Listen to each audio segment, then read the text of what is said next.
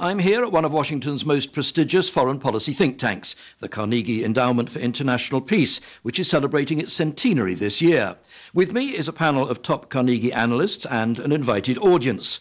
A year isn't a long time when you're US president, so when Barack Obama moved into the White House almost exactly 12 months ago, he lost no time in describing what he called his new approach to foreign policy.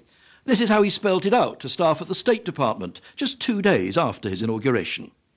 The inheritance of our young century demands a new era of American leadership. We must recognize that America's strength comes not just from the might of our arms or the scale of our wealth, but from our enduring values, and for the sake of our national security and the common aspirations of people around the globe. This era has to begin now. Well, nothing perhaps defined the Obama approach more graphically than the way he reached out to the Muslim world. As the son of a Muslim father who had spent part of his childhood in the world's most populous Muslim nation, Indonesia, he was perhaps ideally placed to do that. Last June in Cairo, he laid out his stall. I've come here to Cairo to seek a new beginning between the United States and Muslims around the world, one based on mutual interest and mutual respect, and one based upon the truth that America and Islam are not exclusive and need not be in competition. Instead, they overlap and share common principles, principles of justice and progress, tolerance, and the dignity of all human beings. But if there was one foreign policy issue that dominated President Obama's first year in office, it was the war in Afghanistan. He spent several months working out what to do there, and he finally announced his decision in a speech at the West Point Military Academy last month. As Commander-in-Chief, I have determined that it is in our vital national interest to send an additional 30,000 U.S. troops to Afghanistan. After 18 months, our troops will begin to come home. These are the resources that we need to seize the initiative while building the Afghan capacity that can allow for a responsible transition of our forces out of Afghanistan. So, now let me introduce our panel of guests here in Washington. They are Jessica Tuchman-Matthews, the president of the Carnegie Endowment, Robert Kagan, who served in the US State Department under President Reagan and who's been described as one of the world's top 100 public intellectuals, Douglas Powell, the Carnegie's vice president for studies, who's worked in both the State Department and the CIA, and Paul Salem, who runs the Carnegie Endowment's Middle East Center. We're also joined from Kabul by the former Afghan finance minister and presidential candidate Ashraf Ghani, and it is in Afghanistan that I want to start. Ashraf Ghani, when you look at President Obama's first 12 months in the White House, and when you look at what he has said his policy is in Afghanistan, how do you rate him? Well, thank you very much, and it's a pleasure to be with you. There are a number of points. First, there has been a need for intense presidential engagement because the first policy formulation that was offered in March proved unworkable. And there was a period of missed opportunity between March and December. Now we are seeing that the new strategy that has been put in place needs to be implemented. And in this regard, I think one has to acknowledge immense courage on part of President Obama because he has not held his decision on Afghanistan hostage to congressional elections, which was the common perception. Do you think the strategy, sorry to interrupt you, but do you think the strategy that he has outlined will do what he intends it to do? The major issues are two there. One, the internal misalignment between the security part of the strategy that is quite well worked out and the political and economic that yet need to be worked out. USAID is not the instrument of building functioning economies. It's a contract management organization. And it's ironic that the initiative on counterinsurgency has come from the military, not from the State Department. And here we are seeing that there is misalignment between the goals and the civilian capabilities that are required. Because if we take the noble speech of conducting a just war and arriving at a just peace, how do you do that? That is the fundamental challenge in the nature of the just peace that is to be arrived at in Afghanistan is not yet clear. Okay, Second is the nature of partnership.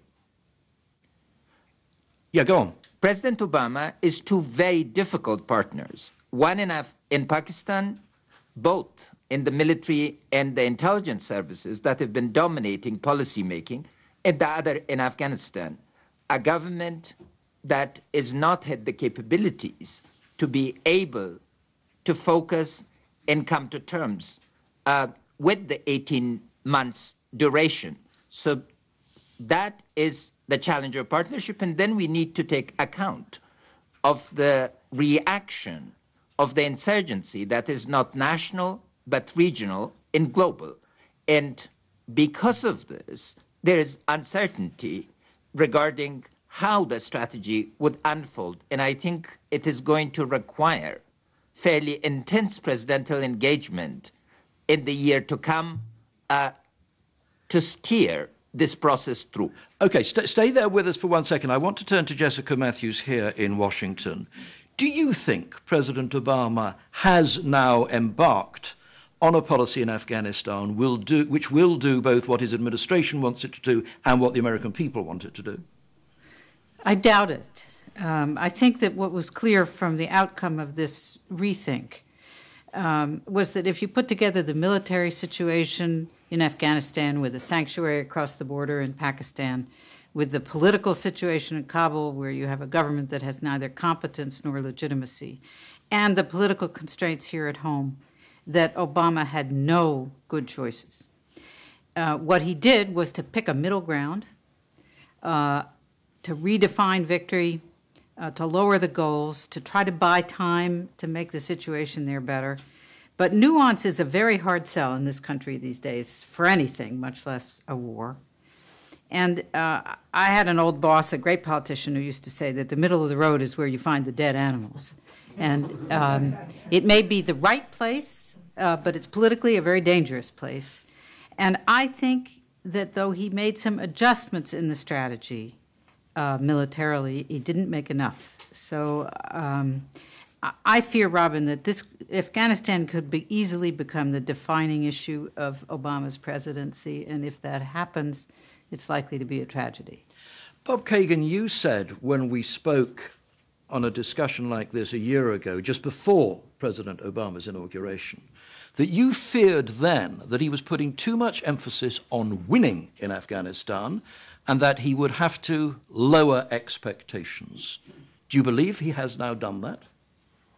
I don't think I feared that he had done that. I think that I was worried that he would find himself in the position of having done that. I like the idea of trying to win in Afghanistan, and I actually think that he has, first of all, been very courageous. I'm not sure I totally agree that he's taken the middle road. I think he probably took the sort of higher end option. There was a higher end than that, obviously, but he put in a substantial number of forces.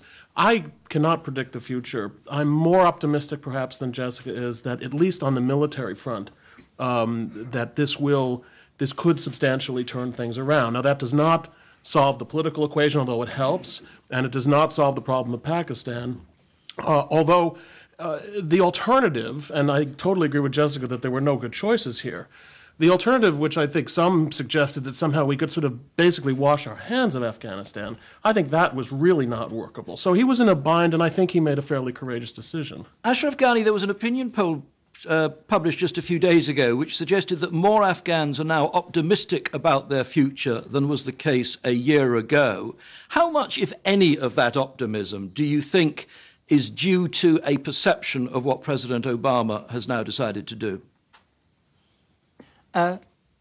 Part of that optimism is very much a response, because uncertainty takes a huge toll in Afghanistan, and there were two areas of uncertainty. One, the outcome of the presidential election that has now been settled, and second, the question as to whether President Obama will disengage or continue to engage. now that it is clear that engagement is taking place, that is stabilizing a range of expectations.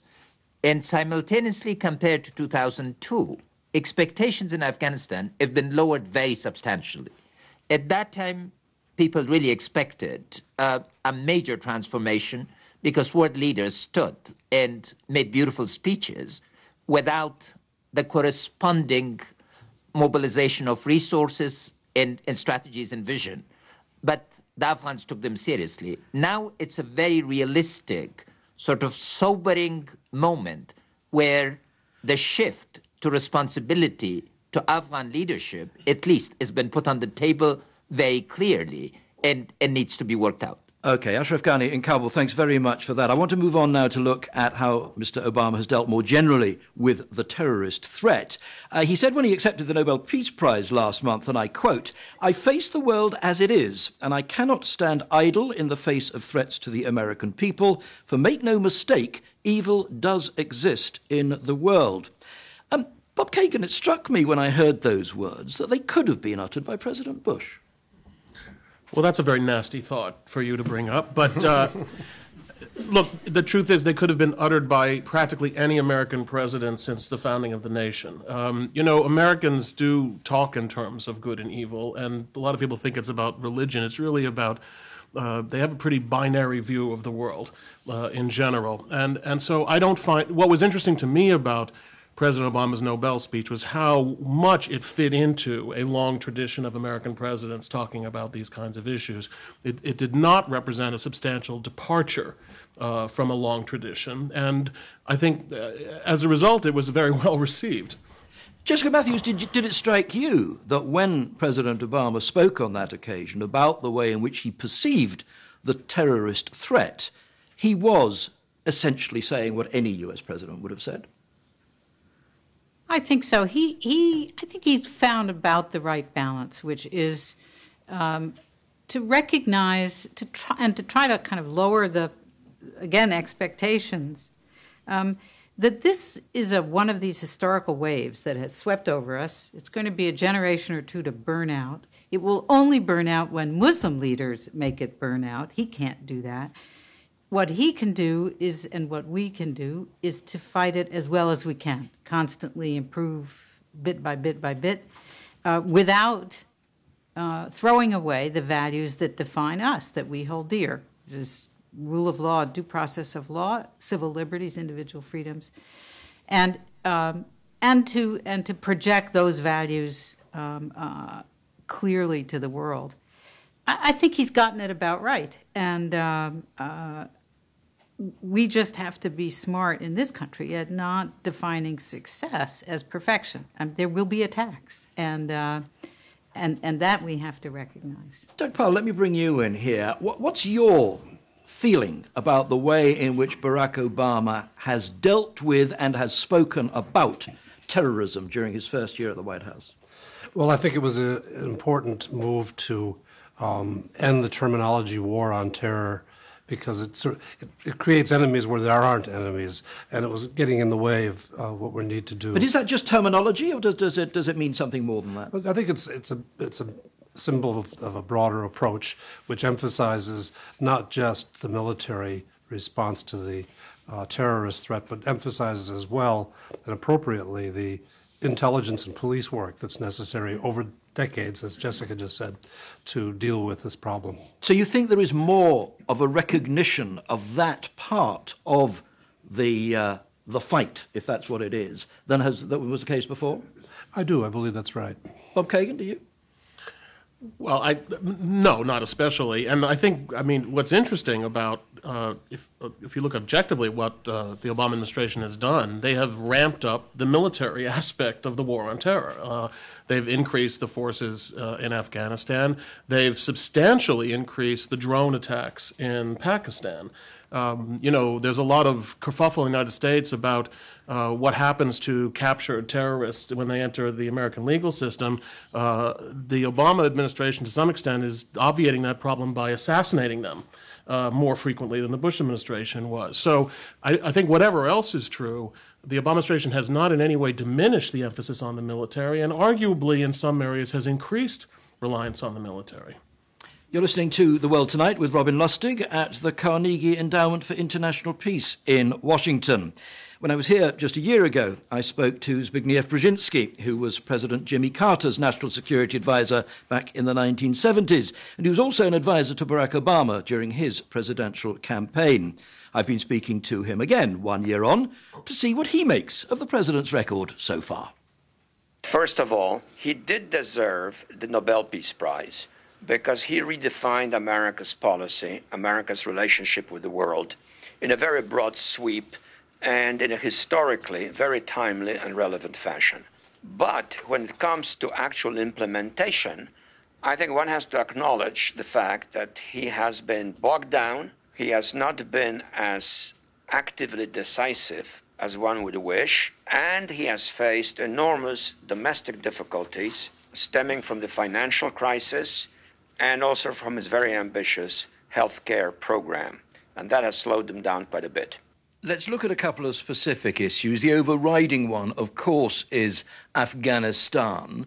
Do you think there is a real risk that he is digging himself more deeply into a problem from which he's going to find it ever more difficult to get out again? Well, first of all, I'm not sure that I agree that Afghanistan is really the crucible. I think in some respects of far greater historical and strategic significance is the dilemma posed by the stalemated Middle Eastern peace process. But I agree that Afghanistan is important. My sense is that what he's trying to do is to set limits on the scope and duration of American involvement, but not attempting to do anything particularly dramatic, which could give the wrong impression, particularly to our adversaries. Let's look then at Israel-Palestine, if you think that is possibly an even more important issue. When we spoke a year ago, you said that if he became actively engaged as president, then you thought there was a chance that he could push the peace process forward. He hasn't, has he? You're quite right. He has not.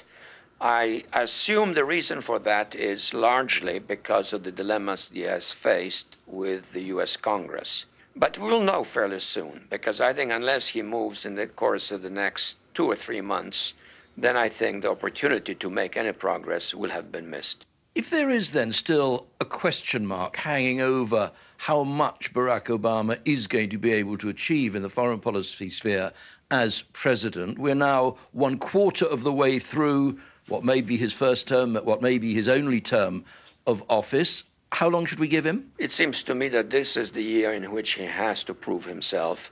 Beyond being an inspiring orator, he has to demonstrate that he's also a compelling statesman. That is the challenge that he faces, and that is why I think he has to move from hope to audacity. The former US National Security Advisor, Zbigniew Brzezinski. So let's talk now specifically about the Middle East. We'll come on to Iran in a moment, but first Israel-Palestine. And Paul Salem, I want to bring you in here. Are you, like Zbigniew Brzezinski, disappointed at a lack of Obama engagement in the Israel-Palestine issue? Well, I think he did engage, but he was not successful. I think he himself gave a rating of B+ for himself on his first year in office. In general, one would have to say, rating his performance in the Middle East in general, one would say C- or D+. No breakthroughs, no real progress. On the Arab-Israeli conflict, we mustn't forget that between the time he was elected and between a few months after he took office, there was the Gaza war, which completely transformed the Palestinian situation, and there was an Israeli election. So I think he was elected with a certain set of expectations and certain ideas as to how to start. Of course, he had a lot on his plate when he became president, and the choices he made didn't pan out in the first year. He made a demand of Israel, didn't he? There must be a halt to all settlement activity. That demand was not met. His bluff, if it was a bluff, was called. That is correct. I mean, that was an approach taken a bit from the roadmap that had been developed earlier. There's no doubt that his first year and the set of attempts that he made that were pivoting on the settlement freeze have come to naught. And in 2010, he's going to have to come up with a new approach to the Middle East peace process. To my mind, that needs three elements. It needs a U.S. commitment from the president that settling the Arab-Israeli conflict is a U.S. national interest, and that the U.S. needs to put political commitment and economic resources and perhaps security resources to that end. Secondly, the U.S. needs to dramatically help the Palestinian Authority, and dramatically, to improve its institutional capacity, the security situation on the West Bank, and the economic situation. Needs to help Abu Mazen, the Palestinian president, and Salam Fayyad, the prime minister. Part of that is by easing the situation in Gaza. And finally, this year, and Senator Mitchell and others are hard at work, to fully restart full peace talks on final status agreements between the Israelis and the Palestinians with very significant U.S. commitment, and starting a Syrian track as well, and bringing in the Turks and the entire international community. This needs to be big, or it's not going to work at all. So from your point of view, then, looking specifically at the Israel-Palestine issue, has the first Obama year been a wasted year? I don't know that it's been wasted. It has failed. There's no doubt about that. As I mentioned, there were some surprises in this year, and there had to be a lot of readjustment. I think the groundwork that Senator Mitchell has been doing is necessary. It has been, in a sense, a failed year, but if this is a one-year presidency, he needs to move very, very quickly. I think there is the possibility of a settlement, and if the U.S. Takes the Arab-Israeli conflict as seriously as it actually impacts U.S. interests, this can be done. Jessica Matthews, your verdict on Obama in the Middle East? Well, I think you have to, in order to judge this rightly, you have to go back and say, and look at what he inherited on his first day in office. I mean, he inherited 2 wars and a global financial crisis that appeared to have no bottom. And he put a bottom under it, and he did provide the leadership that allowed for a very smooth global response to the financial crisis.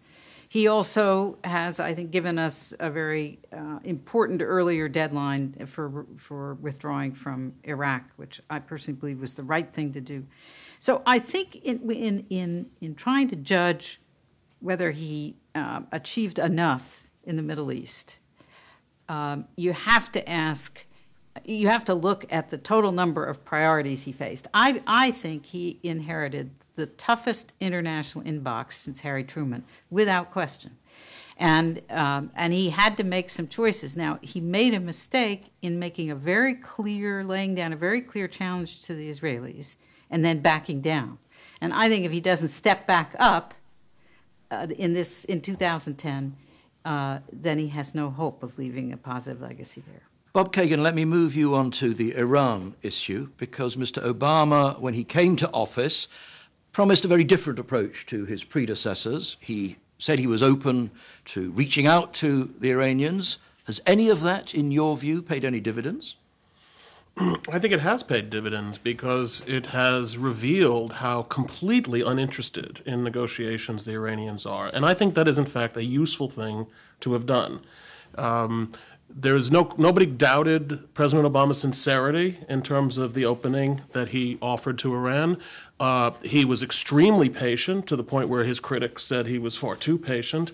And the Iranians, up till now, have shown absolutely no sign of sort of reaching for the hand that he's offered, which now leads him to what I assume is the next phase of his policy. Now, the other thing that's happened, of course, is that the Iranian issue has completely changed from what it was when he came into office. It changed because of the elections, and some would say fraudulent elections of June, and what has been, much to everyone's surprise, a building Iranian opposition.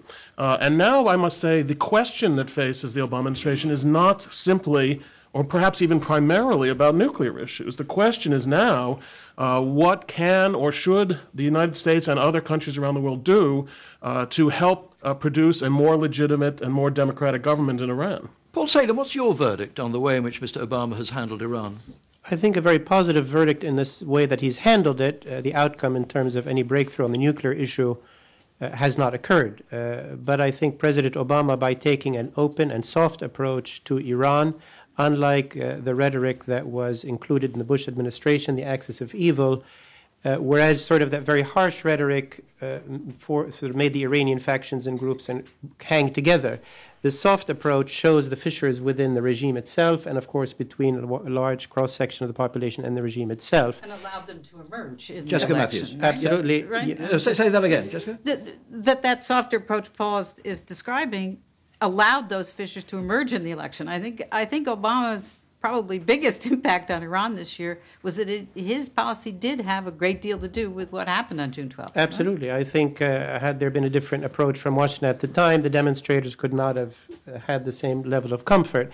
But still, the Iranian problem is where it is in terms of the nuclear issue and the international community, with no easy options in 2010. I think the combination that the administration is pursuing, which is first of all, be much more forthright about human rights and freedom issues in Iran, which originally Obama did not express strongly enough and received criticism for that. He has upped that rhetoric, and that's very important. It should be more than rhetoric. But secondly, keeping the door open for negotiations and for deals. We will never be sure when and if the Iranians might be ready to make a deal. It's important to keep that door open. And as sanctions are coming on the table, which will occur, to make sure that the sanctions are rather narrow, well targeted, and not to impact the population, not to have a negative effect on the mood in Iran. Bob Kagan? The thing that would concern me now is if the administration, in its eagerness to get any kind of deal with Iran, accepted a fairly watered-down version of a deal that we would like to have, and in the process, if this were true, undermined the opposition in Iran. I mean, right now, I think we have at least two goals in Iran, and the one of getting a change of government in Iran may be more important. I want to ask each of you a question which I asked when we met on this platform here a year ago, just before President Obama's inauguration, and that was whether you expected there to be a sweeping shift in U.S. foreign policy or continuity. Bob Kagan, you said, as always in U.S. diplomacy, you thought there would be continuity. Has there been? I would say there's been a greater effort. There was initially a greater effort to shift away from continuity than I anticipated. However, I would say, if you look at this from a certain distance, there's been less change overall in basic American foreign policy than I think many people expected. And one of the things, when people talk about they're disappointed, if Brzezinski is disappointed with Obama, it's that the expectations for change were so great. But in reality, the possibility of change was not as great. Jessica Matthews, you said 12 months ago you thought there would be a sweeping shift on both style and content. I think there has been. You do? A question. And I think Zbig also made it very clear in his remarks. He has transformed the way the world sees the United States, the way the United States approaches the rest of the world. I wouldn't have expected and don't think we should expect that all of that will come to fruition in 365 days, particularly in the midst of, as I said, 2 wars and a financial crisis. But he has also put the U.S. back into diplomacy, which, frankly, in the last administration, we were not doing much of. We had no confidence in ourselves' ability to negotiate our way out of things. Okay. So I think he has. And it will become clear in the coming years. He's changed the underlying currents of world politics. Doug Powell, in 30 seconds, sweeping shift or continuity? Well, my part of the world is Asia, and I don't see the big sweeping shift. We've seen some tactical adjustments. They were kind of low-hanging fruit, and I would applaud most of them. The big strategic issues, what does the U.S. do about the rise or re-rise of China? Still an open question. And Paul Salem? I think there was a shift from some elements of what the Bush administration was putting forward, particularly some of the rhetoric and the ideology behind. I think the Bush administration was the more radical of the administrations. I think Obama draws on a lot of pragmatism and traditions in the U.S. I think what he brings new to the table is U.S. engagement in climate change in particular. And a renewal of arms control issues. We're going to have to leave it there, I'm afraid. My thanks to all of you, to Jessica Tuckman-Matthews, to Robert Kagan, to Douglas Powell, and to Paul Salem. My thanks also, of course, to Ashraf Ghani, who joined us earlier from Kabul. Our main headline tonight, plane loads of supplies have begun arriving in Haiti. President Obama has promised one of the biggest aid efforts in recent U.S. history. The Red Cross says it believes up to 50,000 people died in the earthquake 2 days ago. Haiti's president says 7,000 victims have already been buried in a a mass grave. Reports speak of bodies piling up in the streets. In the city, the 100 share index closed up 25 points at 54.98. On Wall Street, the Dow Jones ended the day up 30 points at 10.711. On the currency markets, the pound was up just over 0.4 cents against the dollar at $1.63. Against the euro, it was up half a cent at €1.13, making €1 worth nearly 89 pence. If you'd like to make a donation for emergency relief in Haiti, you can get information on how to do so by going to www.dec.org.uk. That's the world tonight. This is Robin Lustig in Washington. Good night. Studio production was by Linda Marlowe. The editor was Tracy Rubenstein. We will take now a short BBC Radio break, 4 as Dan in like Stevens 60 continues seconds, to read and the then choral we theme. will continue. And you will have your chance. What I want to do is pick up a little bit on terrorism, talk a little bit about all that. Doug, I then want to come to you on China, because we just didn't have a chance to do that. And we'll talk a little bit about China. And then we will have some questions. And I will just wait for Lee to tell me that we can go ahead, because all kinds of complicated stuff is being done with wires in London, he says confidently. That was a thumbs up, was it? OK, let's go. I've got to find the right piece of paper here. Right. On the subject of terrorism, Jessica Matthews, one of the issues that was huge at the time of the election just over a year ago was what to do about Guantanamo Bay. President Obama said almost as soon as he took office that he would close it in 12 months. Is he going to? No. But that doesn't diminish the importance of having said what he said. It was enormous. This was an albatross around our neck, all over the world, and he took the right step, as it turns out. Trying to the practicalities of doing it are much tougher than he perhaps realized, and it wasn't handled as well as it might have been politically. But it was still the right thing to do. And that will, I think, become very clear over time. Bob Kagan, on Guantanamo, do you think he offered more than he could deliver? I'm going to get in trouble for pointing this out, but I think John McCain also promised that he was going to close Guantanamo and would have found the same difficulties if he'd been elected. The difficulties are extraordinary, and I'm not sure that he can do it in 24 months even. Partly there are political issues, partly... And this is what happens to presidents. The failed Christmas bombing has an effect on the American domestic political scene and makes it harder. There's less flexibility in the system. So, look, I think most of the world believes that Obama's heart is in the right place. And insofar as that has benefits for the United States, then it does. I guess the question I have is, how patient is the world as 12 months, possibly 24 months, possibly 36 months go by, and Guantanamo is still in operation? You don't think he's going to have closed it by the end of his second year in office? I'm not I don't have enough money to bet on these things, but I would say that it's an open question. There is a lot of business to be done this year in Congress. There are midterm elections this year in Congress. You have a very nervous Democratic Party, rightly or wrongly, and it's not a time for thrusting too many challenges down their throats, especially after having this attempted attack, which, I agree with Jessica that, things will happen. Nevertheless, the political ramifications of it are pretty strong. OK, let's turn now to China, a country that is rapidly emerging as a major player on the world stage. It's overtaken the US as the world's biggest emitter of greenhouse gases. It's overtaken Germany as the world's biggest exporter. It'll soon overtake Japan as the world's second biggest economy. So, what did the Chinese expect from Barack Obama a year ago, and what did they get?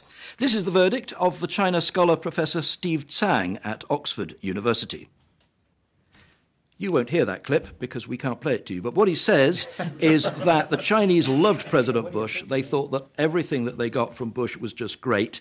They weren't sure what to get from Obama. They have been puzzled by Obama. And he's not sure that Obama has quite got the hang of how to deal with the Chinese. Douglas Powell, do you think that Obama has got China wrong during his first year in office? I don't think so. I think he made an assessment even before he took office that the Bush administration had left a sound foundation in China policy, that there were areas of cooperation, that the many issues that arise in trade and human rights and other fields could be managed while the U.S. was still working together with China. And Obama made the decision early on in office to take the platform of the Bush administration and build on it. And the three areas he chose to build on are, first, the financial crisis, getting China to cooperate. And in that respect, although there are problems we can talk about, by and large, China set the gold standard for how to respond to a financial crisis and has been cooperative in the international environment. Secondly, a challenge on global climate change, and worked hard to try to persuade the Chinese to come out of the exceptionalism they enjoyed when they were not included with the Indians in the Kyoto Treaty and to be brought into the new Copenhagen arrangement. But that all blew up in his face, didn't it, at Copenhagen? It didn't quite blow up in his face, but it was a very muddy outcome, very mixed outcome, and not very strong outcome. And the third area is nonproliferation. And there the Chinese have put some effort into helping us with the proliferation problem of North Korea. They have their own reasons, but it's been useful. Not a solution, just fixing it for temporary purposes. And then Iran, which is the issue that's coming down the chute at us in the next month or so. The Chinese now have become the principal obstacle to getting P6 cooperation and P5 cooperation in the UN Security Council on new sanctions. Just to explain for those who don't understand P5, P6, that's the 5 permanent members of the Security Council plus Germany making P6. That's right. Jessica Matthews, there are those who think that if the US and China can get their act together, then they can do whatever they like. There's been a lot of talk about the G20 of the world's leading nations. Some people say all you need is a G2, Washington or Beijing, and once they decide on something, that's what's going to happen. Has Obama moved in any way down that road? No, I think he recognizes that that's an illusion. I think where there's a good deal of truth in it, it actually is on climate. Because the two countries represent 43, almost 45% of global emissions. Europe is ready to act, Australia, New Zealand ready to act, many of the other key players, Japan ready to act, and the big holdup are the two. So there, I think there is some truth in it. But on the larger global economy issues, we have to hope that the G20 steps up and does work. Bob Kagan, what do you make of the way in which Mr. Obama has dealt with China? Well, I don't think there's an awful lot to say about it because there has been substantial continuity, as Doug says, and I don't really think there was a moment when the administration rolled out this idea of strategic reassurance, but now they seem to have put that away, so they're not talking about that anymore. So there's really nothing tremendously new under the sun, I think. I would say the bigger news than anything that's happened government to government is Google potentially pulling out of China. I mean, I think that for an American corporation of all things to be potentially giving up a lucrative market on principle is an interesting new development. I think, in a way, the Obama administration has been caught without knowing quite what to do about that now and has been sort of finding it a complicated problem. But to me, that's a really interesting development. Doug Powell, if you look towards the second Obama year, and specifically at the second year of relations with China, how do you see that working out? Well, in the first year, they were able to skip past some of the thorny parts of our relationship. Obama chose not to meet with the Dalai Lama. He did not sell any big arms package to Taiwan, some of the traditionally thorny issues. But that's all coming to a pass now. He's going to do both of those He's going to do both of those probably in the next 2 months. And we have the Iran vote, which may very well disappoint a lot of Americans and a lot of administration figures if China opposes new sanctions on Iran. And down the road, we've got, I think, a cascade of trade issues coming at us. China has taken a lot of its stimulus money and expanded production. The Chinese are marketing their products around the world. It's creating trade tensions with lots of new and traditional trade partners of China. And we will be no exception. And we have midterm elections coming up, and the president will be under tremendous pressure to respond to constituencies who feel they're losing jobs to Chinese exports. Do you think the Obama administration understands China, perhaps in the way that the last administration was thought to do? I think they're very realistic about China. We've got tremendous problems. The area where I feel uncomfortable praising the Obama administration's understanding of China is actually not on China policy per se, but on something that Chinese and all Asians look at very carefully. What's the future for the U.S.?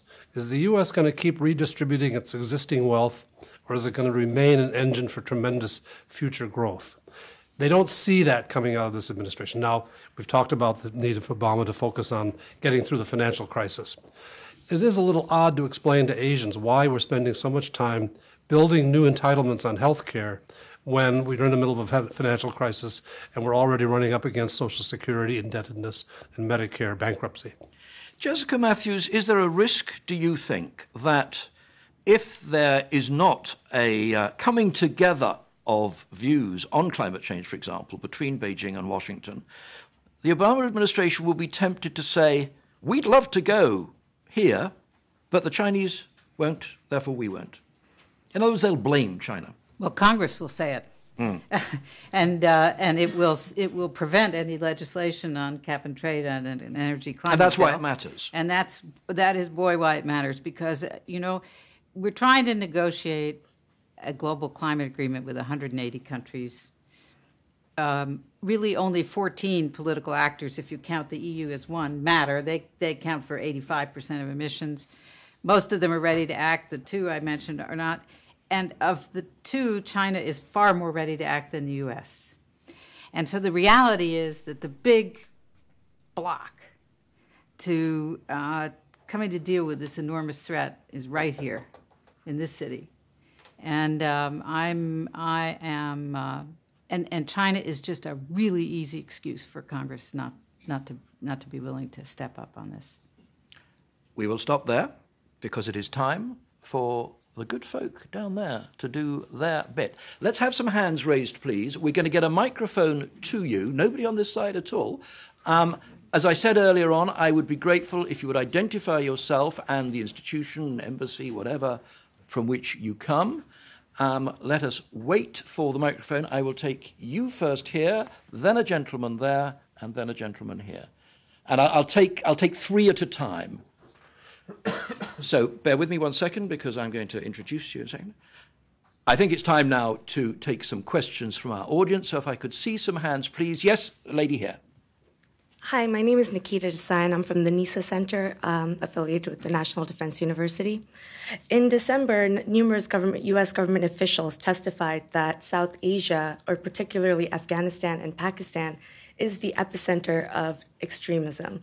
Now, with the Yemen situation unfolding, how do you foresee the U.S. government dealing with that situation? Okay, thank you. There was a gentleman further back there. If we could take that question next, please. Yes, you, sir, with your hand raised. Sambe Duale, Tulane University School of Public Health. My question is just try to see how Obama has fared with dealing with Africa. Because when he was elected, there was a lot of expectation of it. Since you have some ancestry in Africa, he put more attention to Africa. How do you assess what he has done so far? Okay, thanks for that. And the third question I'd like to take is this gentleman down here in the second row.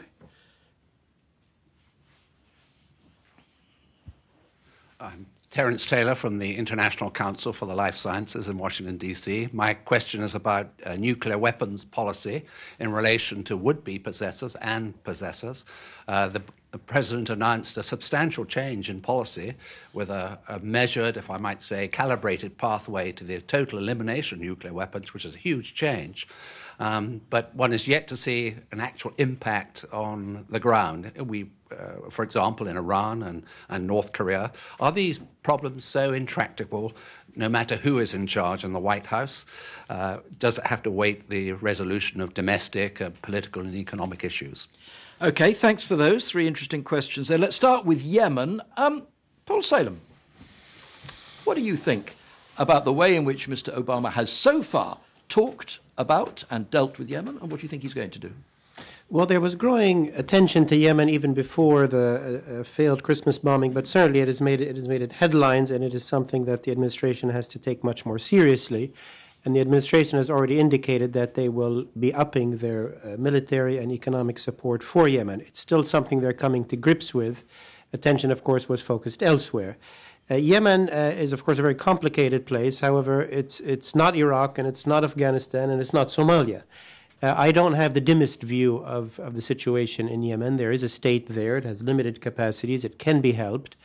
There are regional challenges, and there are some areas where al-Qaeda has been able to operate. But it's, in my view, a problem that can be managed to a considerable degree. Al-Qaeda, if evicted from Yemen, will find sanctuary elsewhere, as others mentioned earlier in this meeting. Terrorism of this type will be with us for 10, 20 years at least. But Yemen is something the U.S. and the European Union and others are taking much more interest in, and I think we will see initiatives. Jessica Matthews, Yemen? I don't think I have anything to add to what Paul has said. This is, I think perhaps the most important point is that there is a plentiful supply of failing or failed states, and so this is a problem that goes. We ought not to think of it as jumping around. It moves around itself.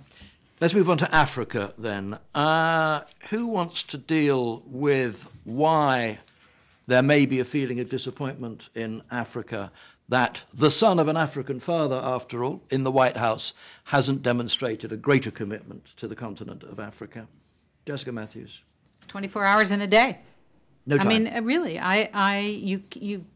the most important thing that a president or any senior government official can do is to establish priorities. That is the number one way to fail, is try to do too much. And he has had no choice but to try to do more than anybody, really, any administration can do. I think as a first year, given that context, it's been amazingly smooth.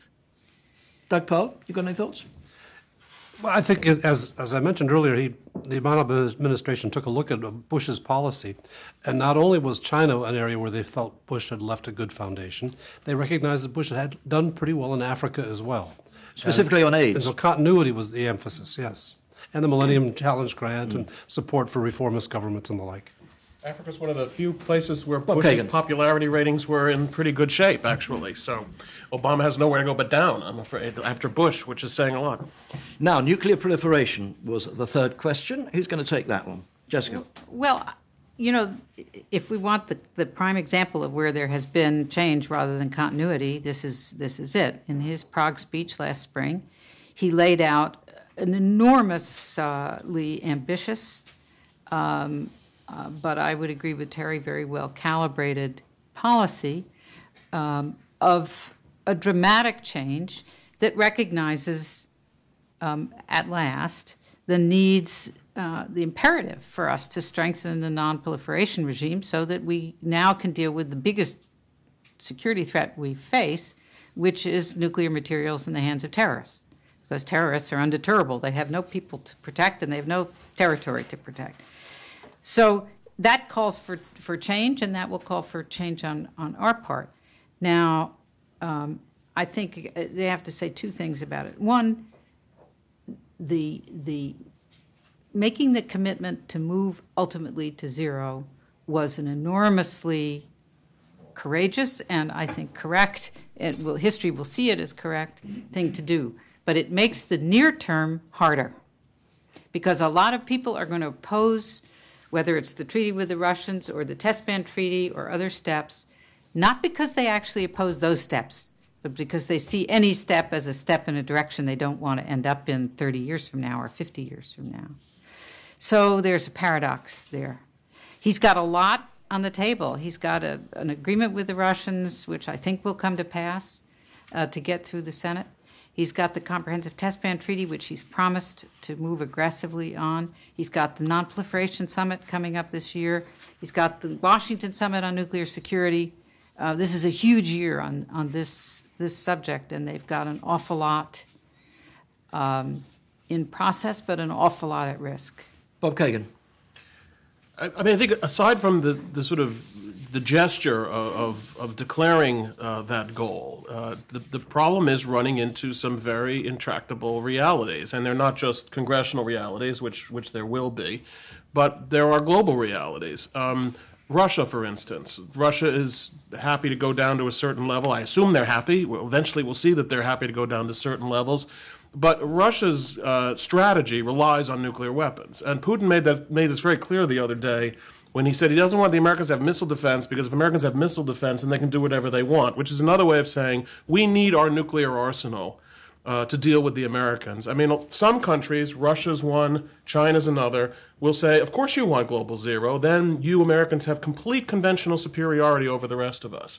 The Russians are counting on their nuclear arsenal. I don't think it's going to have any effect on Iran's decision, and it remains to be seen. One of the other objectives was, well, you can get more pressure on Iran if the United States is seen to be moving in this direction.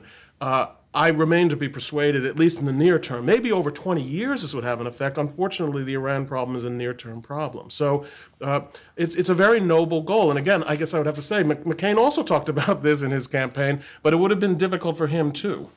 Let's take some more questions. Could I see some more hands, please? Yes, there's a gentleman here and a lady there, and then another gentleman down here on my left. This gentleman here first, please, down in the second row. Yeah. My name is Radwan Masmoudi. I'm with the Center for the Study of Islam and Democracy, and my question is about question of supporting freedom and democracy in the Arab world and in the Muslim world.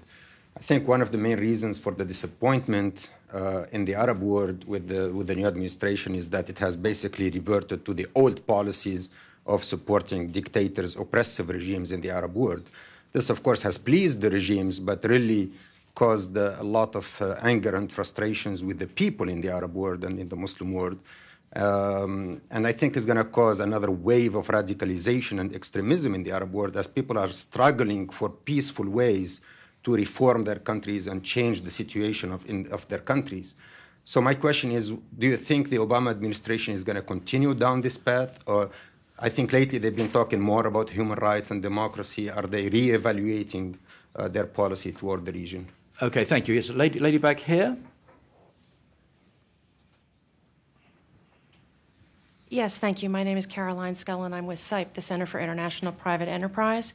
In the past 6 weeks, the Obama administration's positions on both democracy and development have been articulated by Secretary Clinton in speeches. And would the panel please offer their thoughts on both the speeches and, in particular, supporting democratic reform through economic support? Thank you for that. And there was a gentleman down here on my far left.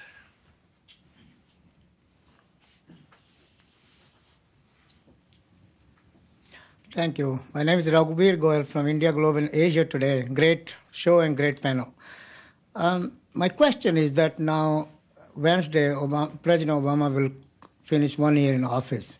First of all, what grade do you give him out of 100? Second, when he took office, his first priority was to reach to the Muslim world, and his first visit was Istanbul, Turkey, and then also he went to Egypt, in Cairo, and this week in the White House also he had a very crystal clear message for the Muslim world: join us, the democracies around the globe, not Osama bin Laden, because we are with you if you are with us. So you think his message is reaching now? Because same question I had in the White House this week.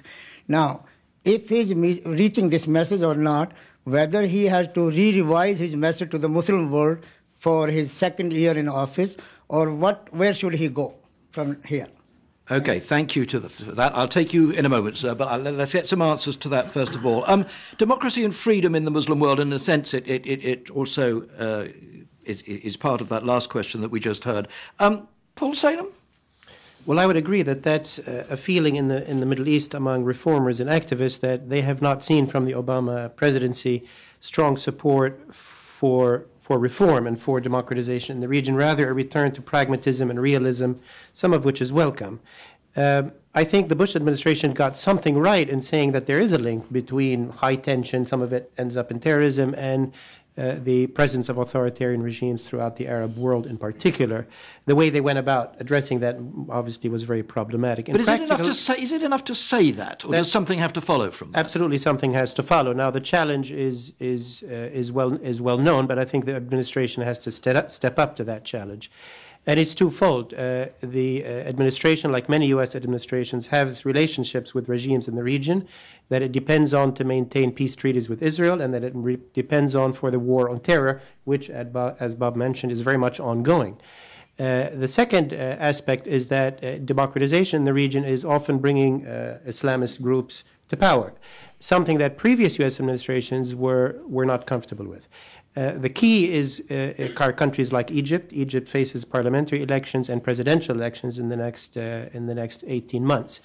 I don't think the Obama administration yet, at this point, has come up with a policy relating to translating words into facts or into policies, but I think it needs to. It needs to be a calibrated approach, and it needs to be put, action where the words are in terms of pushing countries like Egypt and others to move gradually and safely to include more Islamist groups and non-Islamist groups and share power more effectively. Whither goes Egypt, there will go many other countries of the region, and that's the only positive future for the Middle East, is a bit more democratization. Bob Kagan, you're nodding. Vehemently. I mean, every administration or many administrations come in, and this was true of the Bush administration, and says whatever the last administration did, we're doing the opposite. And so sometimes that's a very intelligent course, but in this case it was a very foolish course, especially since the Bush administration in the last 2 years didn't actually do anything for democracy in the Middle East.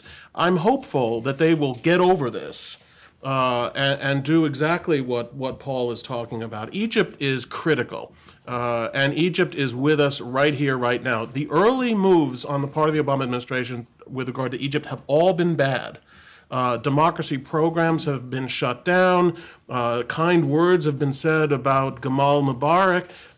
It's really President time, Mubarak's son. Yes, who is a potential successor in the pharaonic succession in Egypt. And I think it's really very important that the Obama administration listen to these voices in the Middle East now. And as it happens, we have this happening in Iran as well.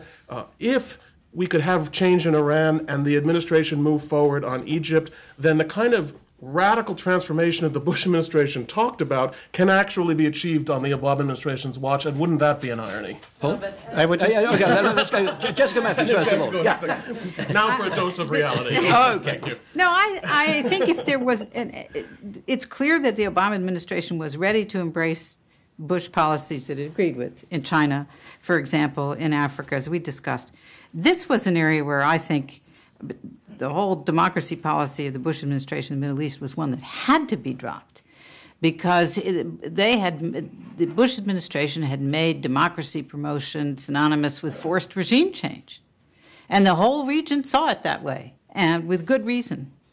So I think they had no choice but for a really substantial pause and recalibration.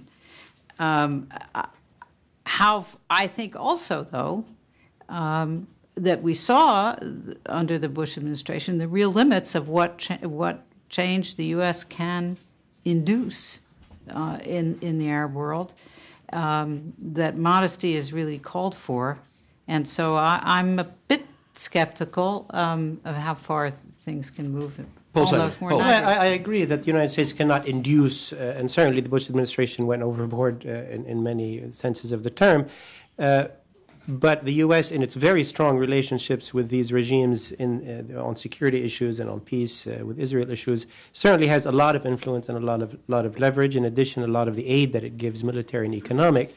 And the second point is that the U.S. Has opposed the outcomes of elections when Islamists have won. The most blatant case is in the Palestinian Authority when Hamas won.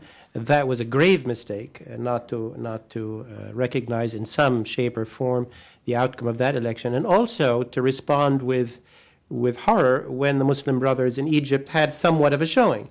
This is sort of a holdover from attitudes in the 90s when the Algerian situation, without going into details, and September 11 and so on. I think the Obama administration and President Obama himself is equipped to have a nuanced approach, that Islamist groups like Christian-leaning groups in the U.S., they have a role in politics within certain limits. And I think he needs to translate that understanding, that nuanced view of Islam and Islam in politics and the various ways that can happen. Turkey is an excellent example of the way this can happen in a very positive way. And the U.S. needs to learn from that, and Turkey's role can be very positive in helping in the region. Let's move on to the question then about the democracy and development issue. Who'd like to talk about that? Doug Powell, you got any thoughts? Well, thank you for asking me, because I feel that one of the flaws of the Bush administration's diplomacy in its latter years was the monotonal approach to talking about the war on terror all the time. And I think this is it started before Bush. We've been focusing on issues of the moment here in Washington, and we often don't listen to the concerns of the people we're talking to. And the message from the United States that sold so well from the 50s through the 80s was one of, we want to work with you for development. And we need to get back to that message because that's where people's minds and hearts are around the world. And I think the Obama administration has been stymied in getting its policy going by personnel misfirings. But they now have someone who is supposed to provide us with some development policy. Unfortunately, he will now spend the next few months focused entirely on the Haiti disaster. I'm going to leave the question about grade out of 100 because I think that's a great question to end on. But let me take another question. How many points do you give President Obama? We'll ask that at the end of the program. But I'm going to ask a gentleman down here for his question as soon as we get the microphone to you.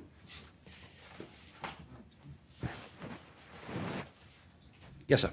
Thank you. Nicolas Maquel from the Embassy of Luxembourg in DC. I would like to ask you for your assessment on the success of the reset policy towards Russia beyond the aspect of non-proliferation. Thank you. Bob Kagan.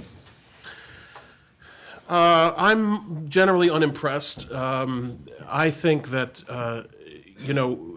where we have common interests, we can find dealings that can work. One of these is obviously getting to a certain number of nuclear weapons that is comfortable for both countries. I think that is possible.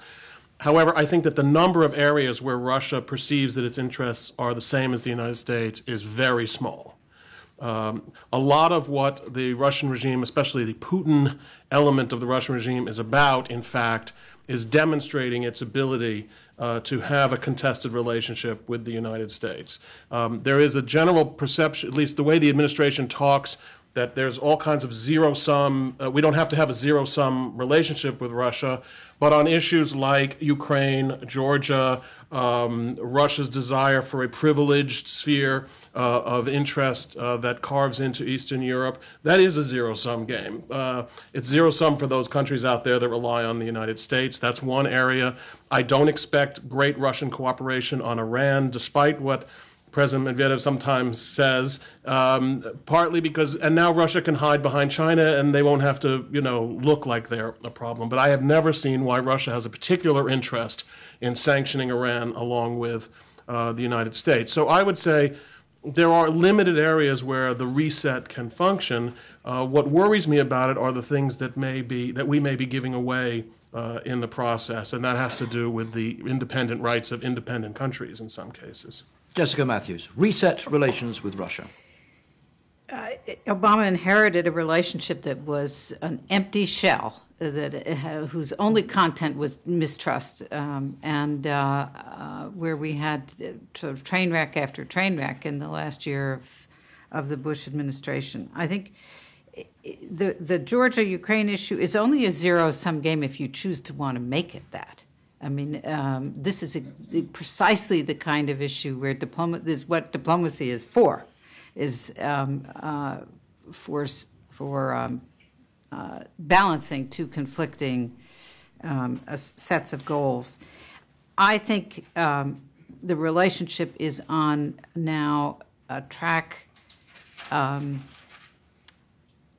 that is headed towards cooperation on a number of issues. Better than it was a year ago? Oh, it's incomparable to the relationship a number of years ago. And I think Bob is right about that there are a whole lot of issues on which we have really different interests. But the question is on how much do the Russians feel that they want to have conflict versus how much do they want to have cooperation. And that is, I think, what the present administration's policy is building towards, is a very different set of underlying aims in the relationship on the part of Russia and on our part as well. Vice President Cheney, look, let's just be honest here.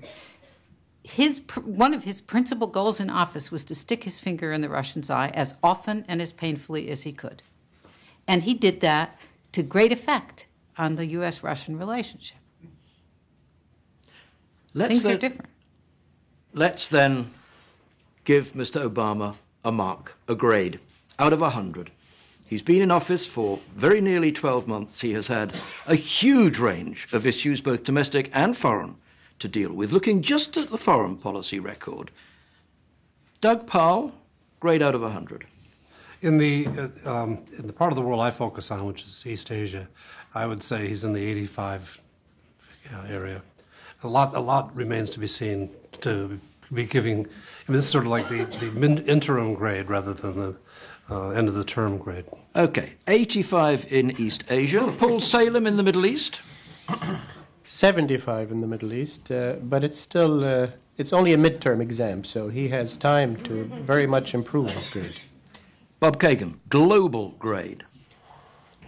I'm really strongly inclined to rebel against this question because I must. 1 year is just, we know nothing about this administration 1 year. If you looked at the Bush administration in the first year, especially prior to September 11th, it looked entirely different than what it later became. So I'm going to pass. I'm in a pass-fail mode. I'm going to give pass-fail, and I'm giving pass. Okay. Okay, Jessica Matthews. Well, I put a lot of weight on something we didn't discuss at all, which was the global financial crisis. And, we always, dogs that don't bark never get paid attention to. And the fact that the Obama administration led the G20 to act and got, if it had failed in that, that's all we would be talking about right now. So, I guess I have to put Afghanistan, if I can put Afghanistan to the side a bit, I would give it somewhere between an 85 and a 90. Okay, we will leave it on that note. So my thanks to all of you, to Jessica Tuckman-Matthews, to Robert Kagan, to Douglas Parle and Paul Salem, also, of course, to Ashraf Ghani, who joined us earlier from Kabul, and, of course, my thanks to our audience here at the Carnegie Endowment for International Peace in Washington. I'm Robin Lustig. This is the BBC World Service.